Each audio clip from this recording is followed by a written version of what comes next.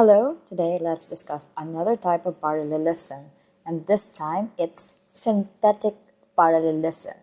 Synthetic parallelism is a poetic technique where the second line of a couplet or a stanza completes or expands upon the thought introduced in the first line.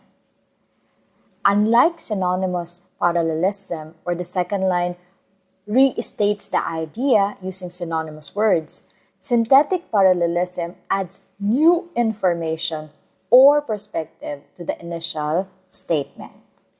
So here's an example of a synthetic parallelism from Proverbs chapter 15, chapter 10, verse 4. That's chapter 10, right? Chapter 10, verse 4. Lazy hands make for poverty, but diligent hands bring wealth. In this example, the second line builds upon the idea presented in the first line by contrasting laziness with diligence and poverty with wealth, providing a fuller understanding of the consequences of each behavior. So that's synthetic parallelism.